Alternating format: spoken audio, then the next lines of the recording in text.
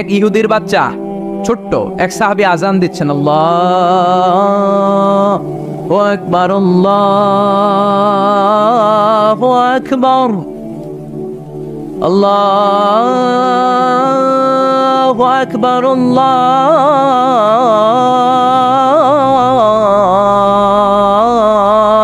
আকবার। এক সাহাবী সফরের মাঝখানে আজান দিচ্ছে, তো ইহুদিটা পেছন থেকে মুখ ব্যাঙ্গাচ্ছে। ব্যঙ্গ করে না অনেকে? একজনে যে কথাটা বললেন এটা একটু ঘুরাই বললে এটার কি বলে? ব্যঙ্গ করা। বাংলাদেশে কি বলেন এটা? এখানে কি বলেন? ঠেসারায়। ঠেসারায়। এক সাহাবী আজান দেয়, আরেকজন ঠেসারায়। যে ঠেসারায় সে ছোট ইহুদির বাচ্চা। সাহাবী আজান দেয়, এক গাছের ঝোপঝাড়ের পেছন থেকে ইহুদির একটা ছোট্ট ছেলে ঠেসারায়। বিশ্বনবী বললেন এটারে ধর। দুই সাহাবী ছোট্ট বাচ্চাটারে ধরে আনলেন। বিশ্বনবী ছোট্ট বাচ্চাটার মাথার চুলের ঝুটির মধ্যে ধরলেন, চুলে সামনের এই জায়গা আছে না, এটা বলে নাসিয়া, এই নাসিয়ার মধ্যে ধরলেন। বিশ্বনবী বললেন নাম কি? কি করস? ঠেসারাইলি কেন? ছোট্ট ছেলে বলে মাফ করে দেন। বিশ্বনবী বললেন না, তোর মাফ নাই, যেহেতু তুই ঠেসারাইলি। আমার সাহাবী যেমনি আজান দিছে তুইও দে। কয় আমি দিমু না। কয় তুই দিবি না, তোর বাপে দিব, দে। ঠেসারাইলি কেন? এবার বিশ্বনবীও ছাড়ে না, ভয়ের চোটে ওই ছোট্ট ইহুদির বাচ্চা আজান দিচ্ছে, আল্লাহু আকবার আল্লাহু আকবার আল্লাহু আকবার আল্লাহু আকবার আশহাদু আল্লা ইলাহা ইল্লাল্লাহ আশহাদু আল্লা ইলাহা ইল্লাল্লাহ। এরপর আর পড়ে না, এরপরে আর, কারণ ইহুদিরাও আল্লাহরে মানে কিন্তু নবীরে মানে না। কারণ এরপরে আছে আশহাদু আন্না মুহাম্মাদার রাসূলুল্লাহ সাল্লাল্লাহু। বিশ্বনবী আবার মাথার চুল ধরে টান দিলেন, কহ ঠেসারাইলি কেন? ইহুদির ছোট্ট ছেলেটা এবার বয়ের চোটে আমার মাইরা ফালাইব। বয়ের চোটে এবার কয় আশহাদু আন্না মুহাম্মাদার রাসূলুল্লাহ, সুবহানাল্লাহ পড়ো। এটা ছিল এই ছেলেটা ইহুদি থাকার কথা ছোট্টবেলায় মদিনায় যখন বিশ্বনবী গেলেন। এরপরে শেষ জীবনে সে কালিমা পড়ে মুসলমান হয়েছে, আলহামদুলিল্লাহ। কন কালিমা পড়ে মুসলমান হওয়ার পরে বিশ্বনবী তার মাথার চুল ধরে যেরকম টান দিছিলেন আর বলছিলেন ঠেসারাইলি কেন? আজান দে। মাথার সামনের যে অংশে তিনি চুলে খাপ করে ধরেছিলেন, ওই সাহাবী ইহুদি থেকে কালিমা পড়ে সাহাবী হওয়ার পরে বিশ্বনবীর ধরা ওই চুলগুলো তিনি জীবনও কাটেন নাই। এই সাহাবী ডান দিক দিয়ে চুল কাটে, বাম দিক দিয়ে কাটে, পেছন দিয়ে কাটে, সামনের চুল কাটে না। সামনের চুল বড় হতে হতে মহিলাদের মতো এত বড়, পেছনে কোনো চুল নাই, ডানে বায়ে চুল নাই। চুলগুলো পেঁচিয়ে মাঝখানে রাখে আর পাগড়ি পরে। কারো সামনে যখন পাগড়ি খোলে অদ্ভুত চুল দেখে সবাই ভয় পায়। সবাই বলে, ও সাহাবী ঘটনা কি, তোমার মাথার সামনের চুল বড় কেন? এটার কারণ হলো আমি নবীর সাহাবীরে ঠেসারাইছিলাম। কি করছিলাম? আমি ব্যঙ্গ করেছি নবীর সাহাবীকে। সে কারণে আমি যখন ইহুদি ছিলাম, আমার পেয়ারা নবী, আমার বিশ্ব নবী, আমার প্রাণের রাসূল আমার মাথার চুল ধরে বলেছিলেন আজান দে। আমার নবীর বরকতময় হাত আমার মাথার যেই চুলের মধ্যে লেগেছে, মরার আগের দিন পর্যন্ত আমি চাই ওই চুলটা নিয়ে আমি কবরে যাব। এই চুল আমি কাটবো না, এটা আমি রেখে দেবো। সুবহানাল্লাহ পড়েন। বিশ্ব নবী আমাদের জন্য মডেল। আমাদের মডেল কে? চিল্লায় বলো, আমাদের মডেল কে? পৃথিবীর কোন নেতা খেতা আমাদের মডেল নয়, পৃথিবীর কোন নায়ক নায়িকা আমাদের মডেল নয়। আমাদের মডেল কে? জোরে বলেন, মডেল কে? নাকি শাহরুখ খান, আমির খান, হিরো আলম? আমাদের মডেল কে? আমাদের মডেল একটাই, তিনি কে? সবাই বলেন, তিনি আমাদের মডেল। এজন্য আল্লাহ সূরা দিলেন লেভেল প্লেইং ফিল্ড, সূরাতুল আহজাব। মনে আছে? ভুলে গেছেন মনে হয়। দল কি একটা থাকবে না অনেকগুলা? অনেক দল থাকবে, অনেক মত থাকবে, অনেক মার্কা থাকবে। এই দল নিয়েও মাঝে মাঝে মারামারি আছে না নেই?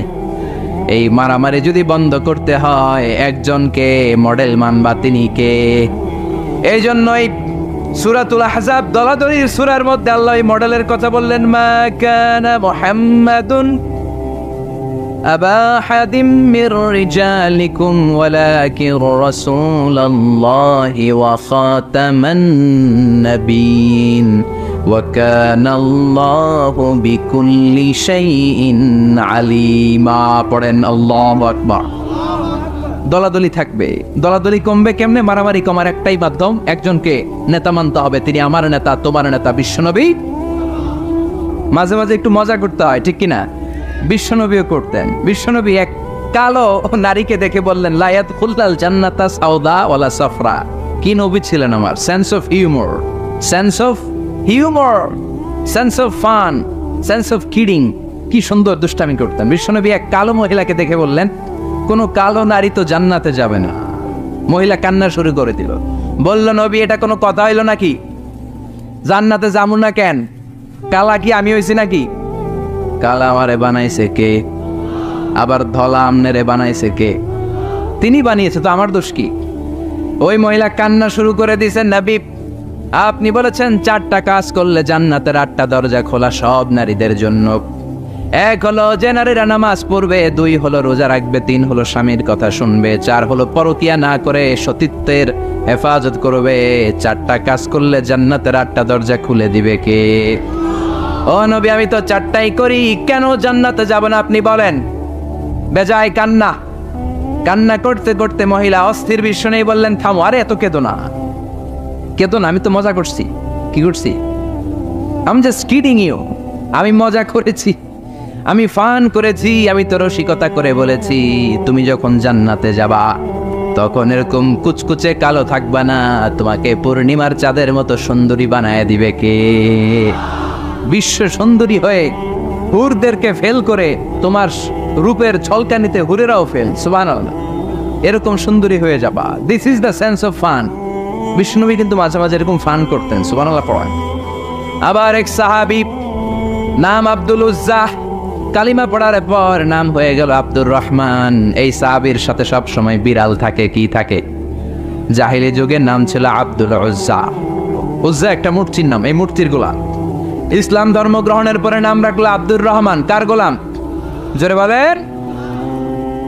আব্দুর রহমান হওয়ার পরে এই সাহাবা সব সময় বিড়াল নিয়ে ঘুরে। মসজিদে আসলো কাঁধে বিড়াল, মাঝে মাঝে জামার আস্তিনের ভিতরে বিড়াল, মাঝে মাঝে পকেটে বিড়াল লইয়া নামাজ পড়ে। সুবহানাল্লাহ। বিশ্বনবী একদিন মজা করে আব্দুর রহমান নামক ওই সাহাবীটারে ডাক দিয়ে বললেন, ও বিড়ালের বাবা, ইয়া আবা হুরাইরা, এ বিড়ালের বাবা। সুবহানাল্লাহ পড়ে। আবু হুরায়রা কয়, বিশ্বনবী বলছে বিড়ালের বাবা। আমার নবী যদিও মজা করে ভালোবাসা থেকে আমার নাম দিয়েছে বিড়ালের বাপ, আজকে থেকে কেউ আমার আব্দুর রহমান ডাকবি না, মরার আগের দিন পর্যন্ত আমি থাকবো বিড়ালের বাপ। বিড়ালের বাপ আমি। কিসের বাপ? সুবহানাল্লাহ। কি ভালোবাসতো সাহাবারা। কাআন সাফসাফা লা তারা ফিহা ইওয়াজাও ওয়ালা আমতা। আল্লাহ বললেন, আমিও কিয়ামতের ময়দানে লেভেল প্লেইং ফিল্ড করব, একেবারে সমান, কোনো উঁচু নিচু নাই। সবাই উলঙ্গ হয়ে দাঁড়াবো, গায়ে কোনো জামা নাই, কাপড় নাই, কোনো ড্রেস নাই, কিচ্ছু নাই, বাহাদুরি নাই, ক্ষমতা নাই, প্রশাসনও নাই। Level playing field. কথা বলেন। কিচ্ছু নাই তার মানে লেভেল প্লেইং ফিল্ড। মা এসে বললেন, ইয়া রাসূলুল্লাহ, ওই লেভেল প্লেইং ফিল্ডে যখন আমরা উলঙ্গ হয়ে দাঁড়াবো আমাদের কি লজ্জা লাগবে না?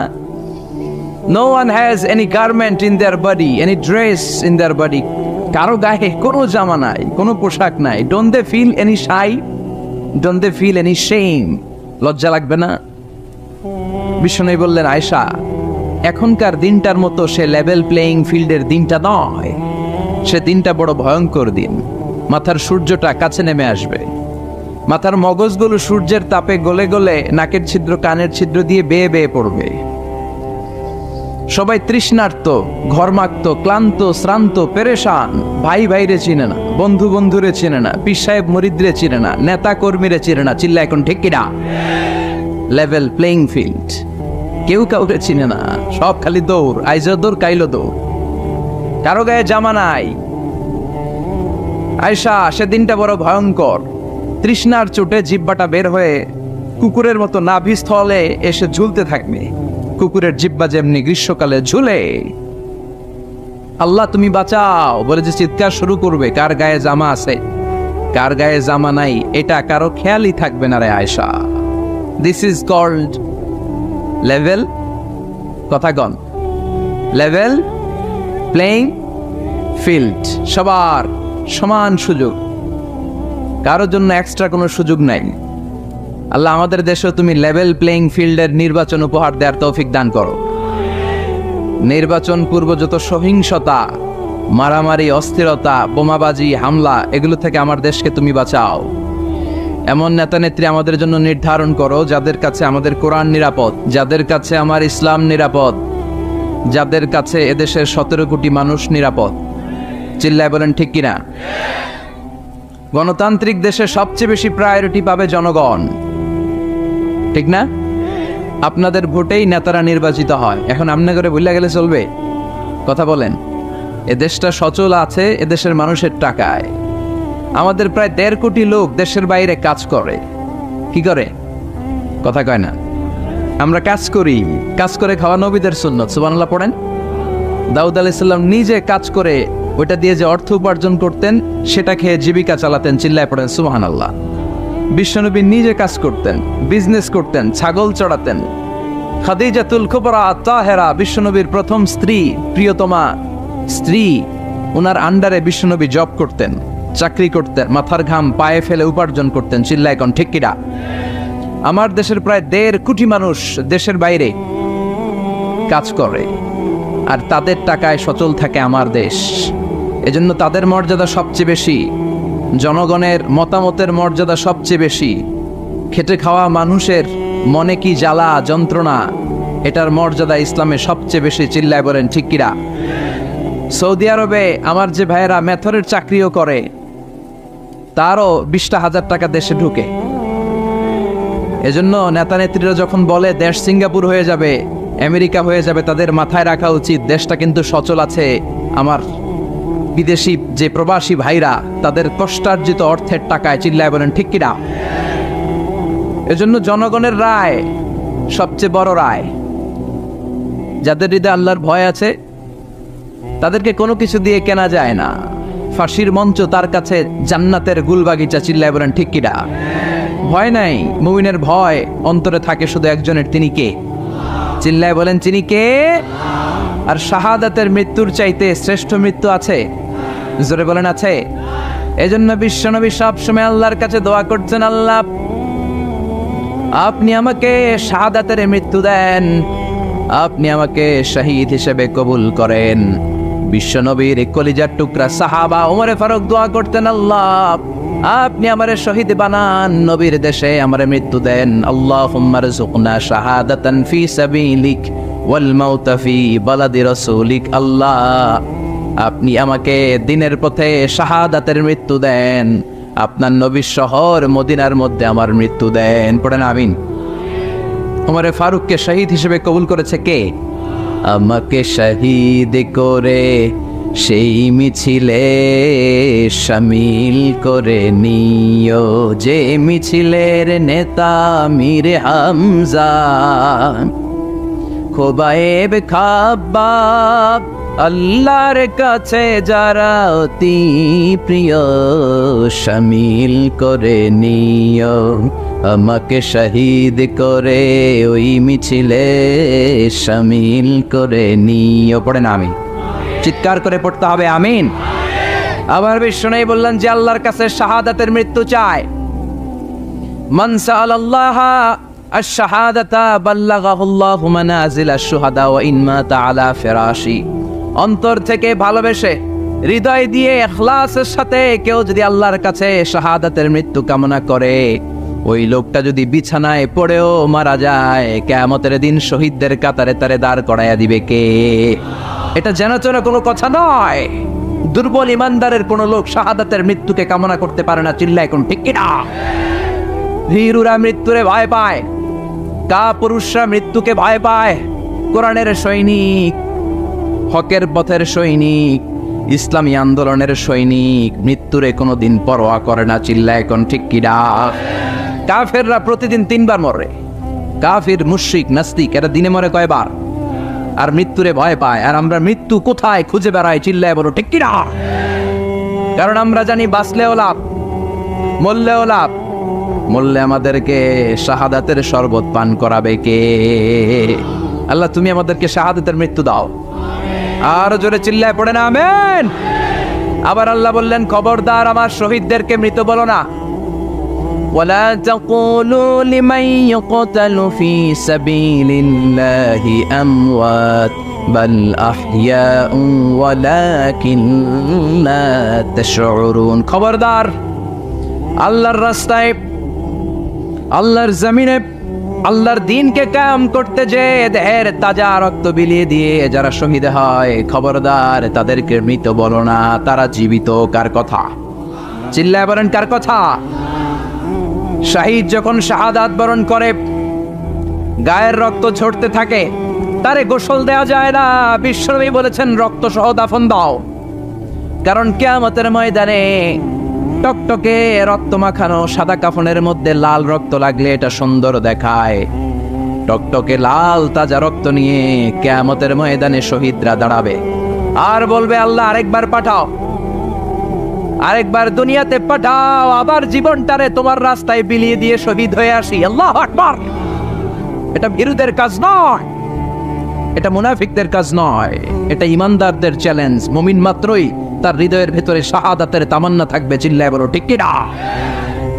এজন্য ইসলামী আন্দোলনের সিপাহী সালার যারা, ইসলামের জন্য যারা জীবনটারে বিলিয়ে দিল, শাহাদাতের পেয়ালা পান করলো, আল্লাহ শাহাদাতের সর্বোচ্চ মর্যাদা তুমি তাদের নসিব করো।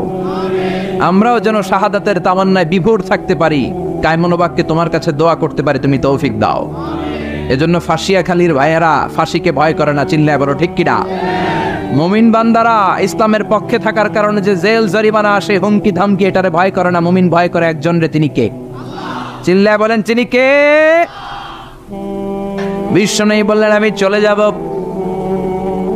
আল্লাহ দিনকে পরিপূর্ণ করেছেন। বিদায় হজের ভাষণে বিশ্বনবী বললেন, আল ইয়াউমা আকমালতু লাকুম দীনাকুম ওয়া আতমামতু আলাইকুম নি'মাতি ওয়া রাদিতু লাকুমুল ইসলাম দীনা। ইসলামকে তোমাদের ধর্ম বানিয়ে আল্লাহ খুশি হয়ে গেলেন। সুবহানাল্লাহ।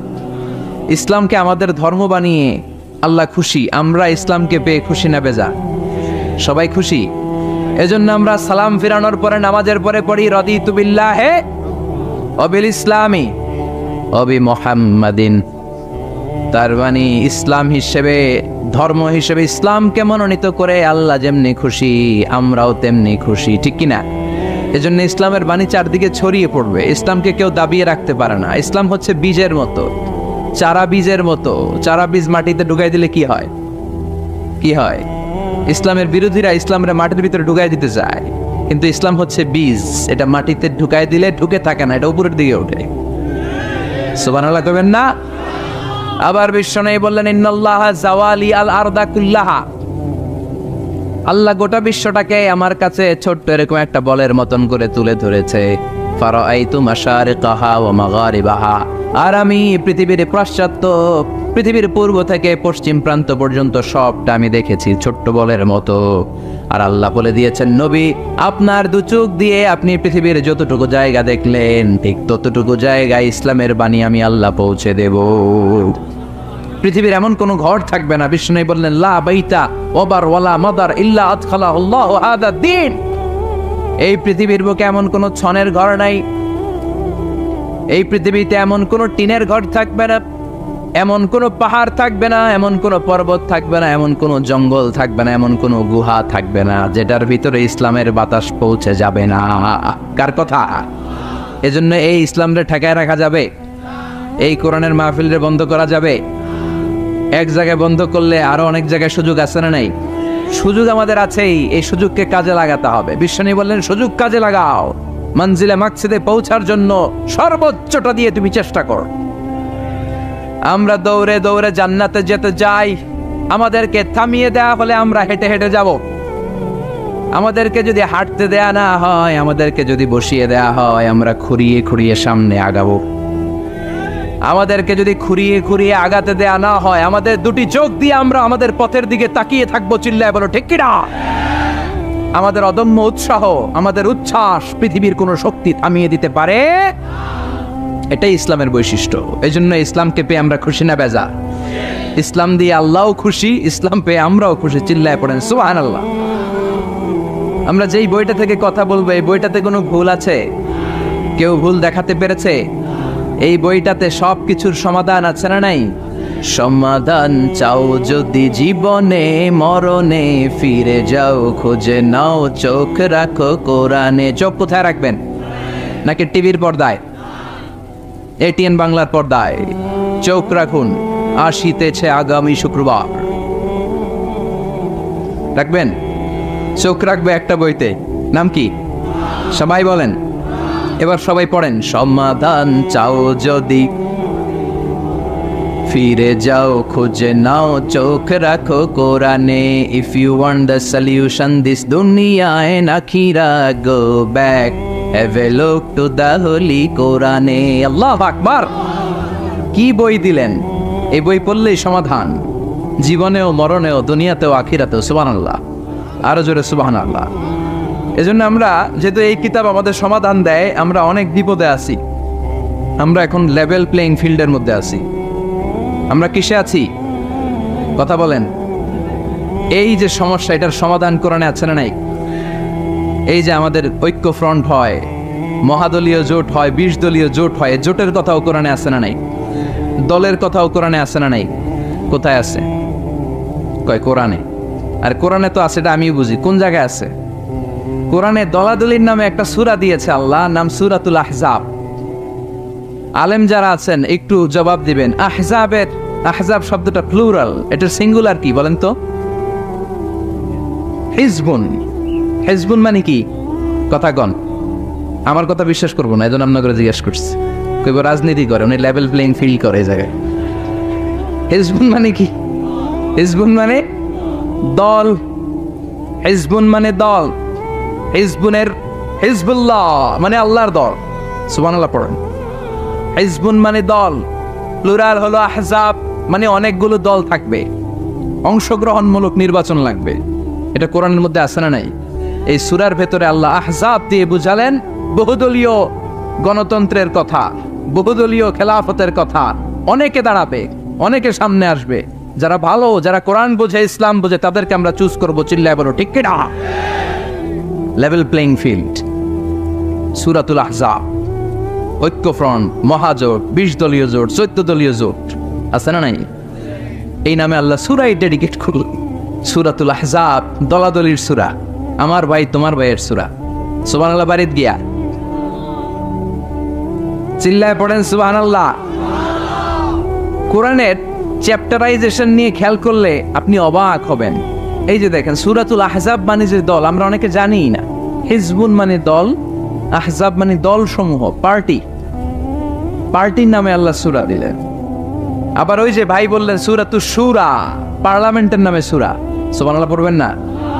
সূরাতুল মুলক, রাষ্ট্রের নামে সূরা, ক্ষমতার নামে সূরা। সব ক্ষমতার মালিক একজন, তিনি কে? আল্লাহ একটা সূরা দিলেন। পার্লামেন্টের নামে সূরা দিলেন, লেভেল প্লেইং ফিল্ডের নামে দিলেন, দলাদলির নামে দিলেন। আলহামদুলিল্লাহ পড়েন। এরপরে মানুষের নামে কোনো সূরা নাই। হ্যাঁ, কি নাম সূরার? সূরাতুন নাস। আবার সূরাতুল ইনসানও একটা আছে না নাই? ইনসানের প্লুরাল হচ্ছে নাস, তার মানে এক বচনে আছে, দ্বিবচনও আছে। তো মানুষ আছে, কিন্তু জিনদের নামে তো নাই। জিনদের কথাও আছে। কি নাম? সূরাতুল জিন। ছোটবেলা মনে করতাম এই সূরা পড়লে জিন আসে, পইরা শেষ করতাম, মাগার জিন খুঁজে পাইতাম না। না, সূরাতুল জিন পড়লে জিন আসে না, এটা ভুয়া কথা। বিশ্বনবীর হাতে শুধু সাহাবীরাই বায়াত হয় নাই, বিশ্বনবীর হাতে জিনেরাও হাতে হাত রেখে বায়াত হয়েছে। সুবহানাল্লাহ পড়েন। বিশ্বনবী তায়েফের ময়দানে দাওয়াত দিতে গেলেন, তায়েফের ছেলেরা বিশ্বনবীকে আঘাত করে জর্জরিত করলো। নবীর মনটা বড্ড খারাপ। আল্লাহ বললেন, নবী মানুষের কাছ থেকে প্রত্যাখ্যাত হয়েছেন, আমার আরেকটা গ্রুপ আছে, ওইটা হচ্ছে জিনদের গ্রুপ। ওই জিনদের একটা গ্রুপ আপনার হাতে হাত রেখে বায়াত হয়ে যাবে। সুবহানাল্লাহ। তার মানে মানুষের নামেও সূরা। কি সুন্দর চ্যাপ্টার। সূরাকে ইংরেজিতে বলে চ্যাপ্টার। আমি মাঝে মাঝে চ্যাপ্টার বলে ফেলবো, তো যেন আপনারা বুঝেন সূরাকে ইংরেজিতে কি বলে। তাহলে বলেন তো, কোরআনে কয়টা চ্যাপ্টার আছে? কথা বলেন। মাশাআল্লাহ, অনেক কিছু জানে দেখি। 11 বসাই দিলে তাফসীর করতে পারবে। কি সুন্দর আমাদের দেশ। শীতকালে এত ওয়াজ শুনছি, হ্যাঁ, এত ওয়াজ মানুষরা শুনে, এক একজন এক একটা মুফাসসিরে কোরআন। আলহামদুলিল্লাহ কবেন না? পৃথিবীর কোন দেশে এত মুফাসসিরে কোরআন নাই, আল্লাহর কসম। এত কোরআনের বয়ান নাই, এত কোরআনের মাহফিল নাই, কোরআনের জন্য এত ত্যাগ, এত তিতিক্ষা, এত রক্ত আর কোথাও ঝরে না। চিল্লা এখন ঠিক কিনা? জিনদের নামেও সূরা, মানুষের নামে সূরা, কিন্তু কোন প্রাণীর নামে আল্লাহ সূরা টুরা দেয় নাই। সূরাতুল আনআম, সূরাতুল ফিল, ফিল মানে কি? হাতি। সূরাতুল, দেখছেন সূরাতুল নমল, পিঁপড়ার সূরা। সবচেয়ে স্থলের সবচেয়ে বড় সাইজের প্রাণীটার নামে আল্লাহ একটা সূরা দিলেন, সূরাতুল ফিল। ফিল মানে হাতি, হাতির নামে সূরা। স্থলের সবচেয়ে দৃশ্যমান আমরা যেটা দেখি, সবচেয়ে ছোট ধরনের প্রাণী পিঁপড়া, এটার নামেও সূরা দিলেন। এরপরে নাহাল, নাহাল মানে কি? মৌমাছি। সুবহানাল্লাহ পড়েন। এই যে মধু নিয়ে আসে, আমরা মধু খাই, বিশ্বনবী মধু খেতেন। দুর্গন্ধওয়ালা মধু না, ভালো মধু খেতেন। সুগন্ধওয়ালা মধু বিশ্বনবী খেতেন। সুবহানাল্লাহ। এই মধুর মধ্যে যে আল্লাহ কত বরকত দিয়েছেন, এটা হচ্ছে তিব্বুন নবী, নবীর দেয়া চিকিৎসা পদ্ধতি। আপনি মধু খান, আপনার দেহটা অনেক শক্তিশালী থাকবে। মৌমাছি যে যখন মধু আহরণ করে, ওই এলাকার মধ্যে যত বনাজি গাছ আছে, ওই গাছগুলো থেকেও মধু নিয়ে আসে, ফুলের গাছ থেকে নিয়ে আসে। তার মানে যত ধরনের রোগের প্রতিষেধক, এটা ভ্যাকসিন, এটা মধুর ভিতরে আছে না নাই? আবার মধুর মধ্যে একটা জিনিস আছে, প্রোপেলিস বলে, প্রোপেলিস। এই প্রোপেলিস কাটা জায়গায় লাগাই দিলে তাড়াতাড়ি অ্যান্টিসেপটিক, শুকায় যাবে। দ্বিতীয় বিশ্বযুদ্ধে এত অ্যান্টিসেপটিক ছিল না, অ্যান্টিবায়োটিক ছিল না। সব যুদ্ধাহতরা মধু এনে মধুমাইখা দিত, কয়েকদিনের মধ্যে সুস্থ। সুবহানাল্লাহ। এই মধুর নামে, মৌমাছির নামে আল্লাহ সূরা দিলেন। এরপরে 8 পাওয়ালা একটা প্রাণী আছে, ছোট্ট, এরকম দৌড়ায়, কি নাম? মাকড়সা। এই মাকড়সার নামেও সূরা দিলেন। সুবহানাল্লাহ কইবেন না? এরপরে আল্লাহ খাওয়ার নামে সূরা দিলেন, সূরাতুত তিন। তিন ফল খাইছেন? ডুমুর, ফিক, ওয়াতিনি ওয়াজ জাইতুন, আছে না নাই? আবার খাবেন যেই দস্তরখানে করে, ডাইনিং টেবিলে করে, ওই ডাইনিং টেবিলের নামেও সূরা আছে না নাই? কি নাম সূরার? সূরাতুল মায়েদা, ডাইনিং টেবিলের সূরা। আল্লাহু আকবার। পরিবারের নামে সূরা দিলেন, পরিবার, সূরাতু আলে ইমরান। মারইয়াম, মারিয়ামের মা, মারিয়ামের বাবা ইমরান, তিনজনরে আল্লাহ এত পছন্দ করেছে, তাদের পরিবারের নামে সূরা। কি নাম? আবার বংশের নামেও সূরা আছে না নাই? কি বংশ? হ্যাঁ, মুন্সি বংশ, চেয়ারম্যান বংশ, তালুকদার, চটকদার, খবরদার। কি বংশ? লিলাফি। সুবহানাল্লাহ। বংশের নাম সূরা, মানুষের নামে সূরা, প্রাণীর নামে সূরা। আবার মাঝে মাঝে কিছুদিন পর পর বাংলাদেশটা কেঁপে ওঠে, কাপাকাপির নামে কোনো সূরা নাই। কি নাম? আল্লাহু আকবার, আল্লাহু আকবার।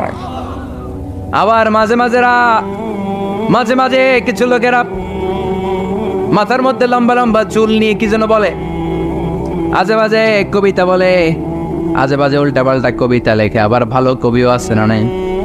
এই কবি সাহিত্যিকদের নামে কোনো সূরা নাই। কি সূরা? কেউ জানে না? কে জানেন? বলেন বলেন বলেন বলেন। সূরাতুশ শুআরা। আলহামদুলিল্লাহ পড়েন। এই যে পারতেছেন না, এটা ভালো।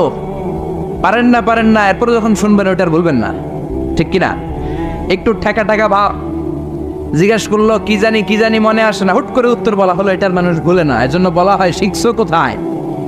ঠেকছি যেথায়। শিখছো কোথায়? ঠেকছি যেথায়। কবি সাহিত্যিকদের নামে সূরা, সূরাতুশ শুআরা। চিৎকার করে পড়েন আল্লাহু আকবার। আল্লাহ লেভেল প্লেইং ফিল্ডের নামে সূরা দিলেন, সূরাতুল আহজাব, দলাদলির সূরা। এজন্য আল্লাহ বললেন, এই পৃথিবীতে দলাদলি থাকবে, মারামারি থাকবে, মতের অমিল থাকবে। সমাজে মতের অমিল আছে না নাই? এক এক দলের এক এক ইশতেহার, এক এক দলের এক এক ইশতেহার আছে না নাই? কিন্তু এই ইশতেহারগুলোর মধ্যে ইসলামের বিরুদ্ধে কথা বললে রাষ্ট্রীয়ভাবে বেয়াদবগুলোর বিরুদ্ধে ব্যবস্থা নেওয়া হবে, এরকম কোনো ইশতেহার আমরা এখনো দেখি নাই। চিল্লায় বলেন ঠিক কিনা? যে ঈমান প্রয়োজনে জ্বলে ওঠে না, যে ঈমান সত্য ন্যায়ের কথা বলে না, যে ঈমান প্রয়োজনে জ্বলে ওঠে না, যে ঈমান সত্য ন্যায়ের কথা বলে না, যে ঈমান বাস্তবে নাই, যে ইমান অন্তরে নাই মুখে শুধু ফাঁকা বলি, কি করে তারে বলো ইমানে বলি, কি করে তারে বলো ইমানে বলি, কি করে তারে বলো ইমানে বলি, ঠিক কি না? যে ইমান দিন কায়েমের আন্দোলনের ধার ধারে না, যে ইমান লেবাসধারী কোরআন হাদিস তাও পড়ে না, যে ইমান খাজার নামে মাজার গড়ে ফুলুস কামায়, আছে না নাই? টেকুয়াতে নাই, এদিকেও আছে। যে ইমান খাজার নামে মাজার গড়ে ফুলুস কামায়, যে ইমান শিরকিয়াতের আমল করে ভীত না হয়, যে ইমান বাস্তবে নাই, যে ইমান অন্তরে নাই মুখে শুধু কথার কলি, কি করে তারে বলো ইমানে বলি, কি করে তারে বলো ইমানে বলি, কি করে তারে বলো ইমানে বলি। চিল্লায় বলেন ঠিক কিনা? এই জন্য নির্বাচনী ইশতেহারে এই কথাগুলো আসার দরকার আছে না নাই? কিন্তু ওনারা এড়িয়ে যায়, ওনারা এড়িয়ে যায়। আমরা চাই আমার কোরআনের বিরুদ্ধে, ইসলামের বিরুদ্ধে, নবীর বিরুদ্ধে যদি কেউ কথা বলে তাদের সাথে আমাদের কোনো আপোষ, চিল্লায় বলেন আপোষ। সূরাতুল আহজাব, লেভেল প্লেইং ফিল্ড, দলাদলির সূরা। আল্লাহ বুঝাতে চাই এটা অনেক দল থাকবে, অনেক মত থাকবে, আছে না? এক একজনের এক এক মত, এক একজনের এক এক দল। সবাইকে যে এক দলই করতে হবে এমন কোনো কথা নাই। সবাইকে এক ধরনের পোশাক পরতে হবে এমন কোনো কথা আছে নাকি? সবার রুচি একরকম হইতে হবে কথা আছে? কিন্তু মিউচুয়াল রেসপেক্ট থাকতে হবে, সম্মান থাকতে হবে। এক দলের নেতার প্রতি আরেক দলের নেতার সম্মান আছে না নাই? সম্মান থাকতে হবে। সবাইকে পীর সাহেবের মুরিদ হইতে হবে, সবাইকে তাবলীগ করতে হবে, সবাইকে জামাত ইসলাম করতে হবে, সবাইকে হেফাজতে ইসলাম করতে হবে এমন কোনো কথা নাই। চিল্লা এখন ঠিক কিনা? কিন্তু মিউচুয়াল রেসপেক্ট, আমি যেরকম ভাবি সবাইকে ঠিক ওই রকমই ভাবতে হবে, আমি যেটা পড়ি ওই রকমই পড়তে হবে এমন কোনো কথা আছে না। এই জন্যই আল্লাহ লেভেল প্লেইং ফিল্ড তৈরি করার জন্য সূরাতুল আহজাব দিলেন। অনেক দল থাকবে, অনেক মত থাকবে, কিন্তু মিউচুয়াল রেসপেক্ট লাগবে। পারস্পরিক সম্মান আর ভালোবাসা আছে বাংলাদেশে, পার্লামেন্টে আছে, রাজনীতিতে আছে, দেশের নেতা খাতাদের মধ্যে আছে, কিন্তু এটা থাকার দরকার আছে না নাই? কথা বলেন। সরকারি দল বিরোধী দলের প্রতি একটা শ্রদ্ধা থাকার দরকার আছে না নাই? বিরোধী দলের নেতা নেত্রীরাও আবার সরকারি দলের প্রতি একটা শ্রদ্ধার দরকার আছে না নাই? আবার যারা তাবলীগ করে তারা চরমনায়ের মুরিদদের প্রতি একটা শ্রদ্ধার দরকার আছে না নাই? আবার যারা পীরের মুরিদ তারা হেফাজতকে ভালোবাসার দরকার আছে না নাই? আবার যারা জামাত ইসলাম করে তারা অন্য দলকে বুকে টেনে নেওয়ার দরকার আছে না নাই? এটাই তো ইসলাম, এটাই ইসলাম। ইসলাম আমাদেরকে এটাই শিখিয়েছে। সূরাতুল আহজাব, লেভেল প্লেইং ফিল্ড। অনেক দল থাকবে, অনেক মত থাকবে, সবাই একটা দল হবে, একটা মত হবে, এটা কোশ্চিনকালেও সম্ভব না। চিল্লা এখন ঠিক কিনা? এই জন্য আল্লাহ বললেন অনেক দল আছে, অনেক মত আছে, সব মত একসাথে হয় না। এক এক দলের এক এক ফেস্টুন, এক এক দলের এক এক ব্যানার, এক এক দলের এক এক ধরনের মার্কা আছে না নাই? কারো মার্কা হচ্ছে লাঙ্গল, কারো মার্কা হলো আপেল, আছে না নাই? আবার কারো মার্কা হচ্ছে নৌকা, আবার কারো মার্কা হচ্ছে ধানের শীষ, আবার ডাব মার্কাও দেখলাম, আছে না নাই? কথা কন। আর কি মার্কা আছে কন তো? আবার হাত পাকা আছে না নাই? আলহামদুলিল্লাহ। গরমকাল হইলে বেশি ভালো হইতো, শীতকালে জমতাছে না, আলহামদুলিল্লাহ। আর কি আছে? হাতুড়ি মার্কা। খাইছে খাইছে হাতুড়ি, হাতুড়ি। আর কি আছে? হ্যাঁ, সিংহ, সাইকেল, আর ঝাড়ু। আর দরকার নাই। আল্লাহ বললেন লেভেল প্লেইং ফিল্ড, সূরাতুল আহজাব। অনেক দল থাকবে, অনেক মত থাকবে। ওই যে আপেল নিয়ে আসছে একজন, বাঁশখালীর আপেল। আচ্ছা ঠিক আছে, এখন পকেটে, অনেকের পকেটে ছোট্ট নৌকা পাবেন, অনেকের পকেটে আবার ওই ধানের গোছা পাওয়া যায়, আবার ওই চাচার পকেটে আপেল। হ্যাঁ, ডাব লয়ে ঘুরেন না, আবার ডাব, ডাব ঝাড়ু এগুলো লয়ে ঘুরেন না। সবসময় আলহামদুলিল্লাহ বললে নেয়ামত বাড়িয়ে দেয় কে? আর আলহামদুলিল্লাহ না বললে নেয়ামত আল্লাহ কেড়ে নেয়। নেয়ামত কেড়ে নেয়ার পাশাপাশি আল্লাহ আযাব দেয়, পানিশমেন্ট দেয়। চিল্লা এখন ঠিক কিনা? এই যে যত আযাব, গজব, ভূমিকম্প, তুফান, জলোচ্ছ্বাস, বেকারত্বের সমস্যা, এই যে নানা ধরনের সমস্যায় আমরা আমাদের বাংলাদেশে জর্জরিত, এগুলো আমাদের হাতের কামাই। বিশ্বাস হয়? আমরা যদি নামাজি হয়ে যাই, ভদ্র হয়ে যাই, আল্লাহওয়ালা হয়ে যাই, রহমত, বরকত, মার্সি এন্ড ব্লেসিংস দিয়ে বাংলাদেশটারে ভরে দিতে পারে কে? এজন্য রব্বুল আলামিন বলেন, যাহারাল ফাসাদু ফিল বাররি ওয়াল বাহর বিমা কাসাবাত আইদিন নাস। জলস্থলে এই যে অগ্নিকাণ্ড, জলোচ্ছ্বাস, ভূমিকম্প, বন্যা, এগুলো তোমাদের হাতের কামাই। তোমরা নাফরমানি করার কারণে আমি তোমাদের উপর আযাব দিচ্ছি, গজব দিচ্ছি। বিশ্বনবী বলে, তাসবির সুতা যদি ছিঁড়ে যায়, আপনারা তাসবি চিনেন? কুমিল্লাতে বলে তসবি সরা, কি বলে? তো এই যে তাসবিহের যে সুতা, এই সুতাটা ছিঁড়ে গেলে তাসবির দানা যেমনি একটার পর একটা টপ টপ করে নিচে পড়তেই থাকে, একটার পর একটা, তারপর আর একটা, তারপর আর একটা। আল্লাহ বলে, তোমরা যখন নাফরমান হয়ে যাবা, আকাশ থেকে আযাব আর গজব তাসবির দানার মতো একটার পর একটা, তারপর আর একটা, তারপর আর একটা পড়তেই থাকবে, আযাব আর গজব আসতেই থাকবে। চিল্লা এখন ঠিক কিনা? এজন্য এগুলো আমাদের হাতের কামাই। আমরা যদি শুকরিয়া করি, আল্লাহ আযাব বন্ধ করে দিবে, এই গজব বন্ধ করে দিবে, এই দুর্যোগ বন্ধ করে দিবে, আর রহমত দিয়ে আমাদের পুরো সমাজটাকে পরিপূর্ণ করে দিবে কে? এজন্য সুখে দুঃখে সবসময় আমরা পড়বো আলহামদুলিল্লাহ। কি পড়বো? আরো জোরে পড়েন, কি পড়বো? চান্দোলা চরের পাথর যুব প্রবাসী কল্যাণ সংগঠনের উদ্যোগে 18তম বাৎসরিক ওয়াজ ও দোয়ার মাহফিল। আজকের প্রোগ্রামের সভাপতি জনাব মোহাম্মদ হাজি আব্দুল বারেক, চরের পাথর। কোরআনের বাণীর এমন একটা সম্মোহনী শক্তি আল্লাহ তাআলা কোরআনের ভেতর দিয়েছেন, এর কারণে কোরআনের কথা শুধু আমরা শুনলে আমাদের হৃদয়ে যে শুধু ঠান্ডা হয় এমনটা নয়, অমুসলিমরাও যদি কোরআনের কথা শুনে অমুসলিমদের অন্তরটারেও ঠান্ডা করে দেয় কে? আপনারা মিশরের কারি আব্দুল বাসেদের নাম শুনেছেন? ওনাকে নিয়ে মিশরের প্রেসিডেন্ট জামাল আব্দুল নাসের একবার সোভিয়েত ইউনিয়নে গিয়েছিল, যেটাকে আমরা বর্তমানে বলি রাশিয়া। কি বলি? রাশিয়া। তৎকালীন সময় এটা ছিল সোভিয়েত ইউনিয়ন, এখন এটা হয়েছে রাশিয়া। তো রাশিয়াতে যাওয়ার পরে মিশরের প্রেসিডেন্ট জামাল আব্দুল নাসের ওনার সব প্রেসিডেন্টদেরকে রাশিয়ার প্রেসিডেন্টের কাছে পরিচয় করায় দিচ্ছে যে এটা আমার হোম মিনিস্টার, এটা আমার ফিনান্স মিনিস্টার, এটা আমার এডুকেশন মিনিস্টার, এটা এই মন্ত্রী, এটা ওই মন্ত্রী, এটা ওই মন্ত্রী। তো সব মন্ত্রীরা সুটেড বুটেড, প্যান্ট পরা, শার্ট পরা, টাই পরা, ব্লেজার পরা। কিন্তু কারি আব্দুল বাসের ব্লেজার পরতেন না, উনি জুব্বা পরতেন। তো রাশিয়ার প্রেসিডেন্ট বলে, আপনার এইটা আবার কোন মন্ত্রী? সব মন্ত্রীর পোশাক একরকম, এর পোশাক আরেক রকম, এটা কোন মন্ত্রী? জামাল আব্দুল নাসির বলে, এটা আমাদের কোনো মন্ত্রী নয়, এটা আমাদের দেশের কারি, এটা আমাদের দেশের কারি। রাশিয়ার প্রেসিডেন্ট বলে, কারি আবার কি?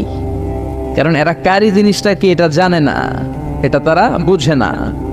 তো জামাল আব্দুল নাসির বলল যে আমাদের যে পবিত্র ধর্মগ্রন্থ আছে আল কোরআন আল কারীম, এই আল কোরআন আল কারীম উনি চমৎকার করে আবৃত্তি করতে পারে, আর আমরা সেটা শুনি, আমাদের হৃদয় ঠান্ডা হয়ে যায়। তো রাশিয়ার প্রেসিডেন্ট বলে, আজকে রাতে তো আমাদের একটা পার্টি আছে, নাইট পার্টি। কি পার্টি? এখানে নৈশ ভোজ হবে, খাওয়া দাওয়া হবে, আর হবে বেলি ড্যান্স। কি হবে? রুব্বানে নাচে, কোমর দুলাইয়া, এই সব মুখস্থ। তো এই বেলি ড্যান্স হবে, এই বেলি ড্যান্স আমরা দেখবার, হুইস্কি খাবো, অ্যালকোহল খাবো, মদ খাবো। তো কারি আব্দুল বাসিত ইবনে আব্দুস সামাদকে রাজি করানো হলো। কারি আব্দুল বাসিত ইবনে আব্দুস সামাদ রাজি হলো। উনি গেলেন, যে হল রুমের ভেতরে বেলি ড্যান্স হয় ওখানে ওনার বসানো হলো। সিঙ্গাররা যেখানে গান গায় ওইখানে উনি মাইক্রোফোনের সামনে বসলেন, আর আল্লাহরে বললেন, আল্লাহ, আমার গলায় যত সুর আছে, যত মেলোডি আছে, ভয়েস আছে, সব সুরকে আমি উজাড় করে দিয়ে আজকে তেলাওয়াত করব। তুমি আমার এই তেলাওয়াতের রিদম, এটার আকর্ষণ, এটার অ্যাট্রাকশন এই কমিউনিস্ট লিডারদের অন্তরের ভেতরে ঢুকিয়ে দিও। তখন রাশিয়া ছিল কমিউনিস্ট, সব কমিউনিস্ট লিডাররা বসা, সামনে হুইস্কি, রেড ওয়াইন, অ্যালকোহল, মদের গ্লাস নিয়ে বসা। তা আব্দুল বাসিত আব্দুস সামাদ চোখ বন্ধ করলেন। ওই দিনকার তেলাওয়াতটা উনি চোখ বন্ধ করে করেছিলেন। সুবহানাল্লাহ পড়েন। উনি চোখ বন্ধ করে ওনার গলায় যত সুর আল্লাহ দিয়েছে, যত সুরের ঝংকার তিনি পেয়েছেন, সব উজাড় করে উনি তেলাওয়াত শুরু করলেন, আউযু বিল্লাহি মিনাশ শাইতানির রাজিম। যতক্ষণ তেলাওয়াত চলেছে কেউ মদ খায় নাই, তাকিয়ে রইলেন, মন্ত্রমুগ্ধ হয়ে শুনলেন, আর সকলের চোখ দিয়ে তার দাঁড় করে পানি ঝরতে শুরু করলো। তেলাওয়াত শেষ, আব্দুল বাসেত চোখ খুললেন। চোখ খুলে দেখেন কেউ মদ খায় নাই, আর সবাই কান্না জর্জরিত অবস্থায় বসে আছে। মিশরের প্রেসিডেন্ট জামাল আব্দুল নাসের কমিউনিস্ট লিডারদেরকে জিজ্ঞেস করলেন, এই যে আমাদের আবৃত্তিকার ও কোরআন থেকে আবৃত্তি করেছে, আপনারা কি এর অর্থ বুঝেছেন? তারা বলে, না বুঝি নাই। কোনো মানে বুঝেছেন? না বুঝি নাই। তো কেঁদেছেন কেন? কমিউনিস্ট লিডাররা বলে, এত চমৎকার সুরেলা সুর, এরকম গলা, এরকম ভয়েস আমরা আমাদের জীবনে শুনি নাই। এটা শুনে আমাদের হৃদয়টা ঠান্ডা হয়ে গিয়েছে।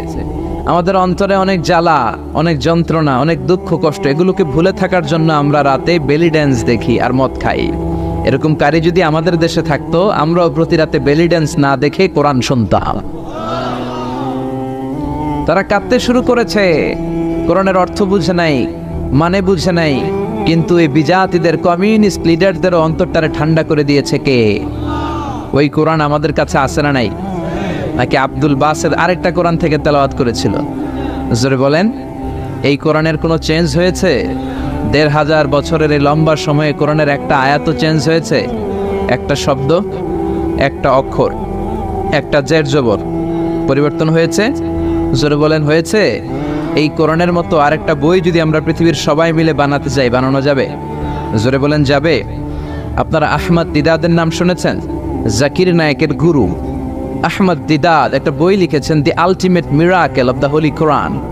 ওই বইতে তিনি উল্লেখ করেছেন, ইউনাইটেড স্টেটস অফ আমেরিকার কিছু বিজ্ঞানীরা সবচেয়ে পাওয়ারফুল যে কম্পিউটার, ক্রে 1 সুপার কম্পিউটার, এটা দিয়ে আমেরিকার মিলিটারিতে যারা চান্স পায়, মানে সেনাবাহিনীতে, তারা ম্যাথমেটিক্যাল ক্যালকুলেশনগুলো করার জন্য এই কম্পিউটার ব্যবহার করে। তো আমেরিকার বিজ্ঞানীরা, আহমদ দিদাত তার ultimate miracle of the holy কোরআনে বলছেন যে কম্পিউটারের সব ইনফরমেশনগুলোকে কনসাইজ করে ওই ক্রে 1 সুপার কম্পিউটারের মাইক্রোচিপসের ভেতর ঢুকিয়ে কমান্ড করেছে, is it possible to create a book like Quran? ও কম্পিউটার, তুমি অ্যানালাইসিস করে বলো, এই কোরআনের মতো আরেকটা বই কি পৃথিবীর মানুষের বানানো সম্ভব? আপনারা বলছেন জি না, কিন্তু কম্পিউটার বলেছে ইয়েস, সম্ভব। It's possible, it's possible, but you need to spend more than 63 octillion years। সম্ভব, কিন্তু পৃথিবীর সব মানুষদেরকে 63 অক্ট্রিলিয়ন বছর বেঁচে থাকা লাগবে আর চেষ্টা করা লাগবে। এটা শুনে বিজ্ঞানীরা তো মহা খুশি, হোক না অক্ট্রিলিয়ন আর ফক্ট্রিলিয়ন, বাড়াতে যাবে। কিন্তু নিউমেরিক্যাল সায়েন্স বলে যে octillion is very dangerous to reach there. Octillion হচ্ছে এমন একটা সংখ্যা যেটা পর্যন্ত পৌঁছা মানুষের পক্ষে অসম্ভব। সংখ্যাতাত্ত্বিক নিয়ম আমাদেরকে শেখায় যে সংখ্যা শুরু হয় একক দিয়ে, তারপরে দশক, তারপরে শতক, তারপরে সহস্র, তারপর উজুদ, তারপরে লক্ষ, তারপরে নিযুত, তারপরে কোটি, তারপরে মিলিয়ন, বিলিয়ন, ফিলিয়ন, জিলিয়ন, তারপরে হচ্ছে অক্ট্রিলিয়ন। সুবহানাল্লাহ কইতে বললেন না? এই 63 অক্ট্রিলিয়ন বছর আমাদের বাইসে থাকা লাগবে। আর 63 বছরই তো আমরা হায়াত পাই না, ঠিক কি না? 63 অক্ট্রিলিয়ন বছর যদি পৃথিবীর সবগুলো মানুষ হায়াত পায় আর যদি চেষ্টা করে, তাহলে পারহ্যাপস, মেবি, সম্ভবত কোরআনের মতো আরেকটা বই বানালেও বানানো যেতে পারে। সর্বশেষ কম্পিউটারের স্ক্রিনে অ্যানালাইসিস শেষে, বিশ্লেষণ শেষে যে কথাটা এসেছে সেটা হচ্ছে, it's quite impossible to create a book like Quran. পৃথিবীর মানুষগুলোর 63 অক্ট্রিলিয়ন বছর বেঁচে থাকাও সম্ভব না, কোরআনের মতো আরেকটা বইও বানানো সম্ভব না। চিল্লায় বলেন ঠিক কিনা? ওই কোরআন আমাদের হাতে আজও আছে না নাই? The greatest resource of power, the book of books, পৃথিবীর সবচেয়ে সেরা বই। এই বইয়ের কপিগুলো যদি কেউ আগুন দিয়েও জ্বালায় দেয়, আমাদের হাফেজ ভাইদের কলিজার ভেতরে কোরআন আছে না নাই? যদি আগুন লেগে ধ্বংস হয়ে যায়,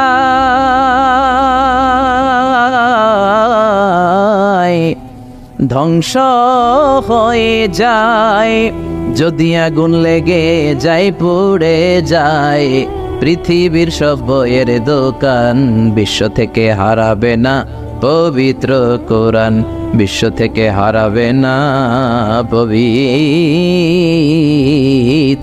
কোরআন। পড়েন আল্লাহু আকবার। এজন্য পৃথিবীর যত কোরআন আছে আগুন দিয়ে জ্বালায় দিলে পৃথিবী থেকে কোরআন দূর করা সম্ভব নয়, কারণ হাফেজ ভাইদের কলিজায় কোরআনকে সংরক্ষণ করেছে কে? কেউ যেটা পারে না, পারে কে?